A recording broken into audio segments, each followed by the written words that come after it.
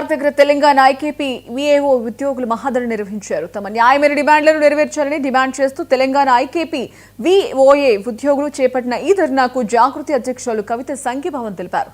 ఈ సందర్భంగా ఆమె మాట్లాడుతూ ఎన్నికల సమయంలో విఓఏలకు కాంగ్రెస్ ప్రభుత్వం ఇచ్చిన హామీలు అమలు చేయాలని డిమాండ్ చేశారు. విఓఏల సమస్యలు పరిష్కారం అయ్యే వరకు తన మద్దతు కొనసాగుతుందని స్పష్టం చేశారు కవిత.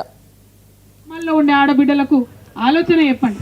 ఎందుకంటే మీరు ఒక్కొక్కరు 15 మందితోని 30 మందితోని 200 మందితోని మాట్లాడుతూ ఉంటారు కాబట్టి వాళ్ళకి ఆ ధైర్యాన్ని నింపండి. అడగంది అమ్మ కూడా అన్నం పెట్టదు కాబట్టి అడగాల్సిందే.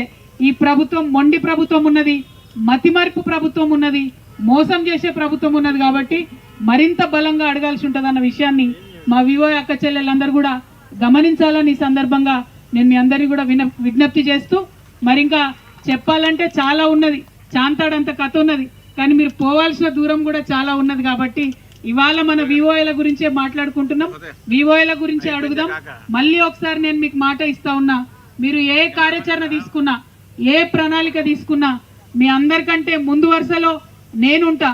ఒక లాఠీ దెబ్బ తగిలితే మీకంటే ముందు నేను లాఠీ తినడానికి ముందుకొస్తా. మీరు భయపడి వెనక్కి పోవాల్సిన అవసరం లేదు.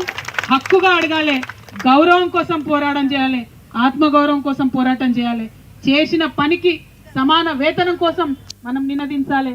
ఆ ప్రయత్నంలో ముందుండాలని కోరుతూ, మరి ఆ ప్రయత్నంలో ముందుండి మిమ్మల్ని నడిపిస్తున్న మీ అధ్యక్షురాలు మాధవి గారికి, అన్న గౌరవ అధ్యక్షులు రూప్ సింగ్ అన్న గారికి,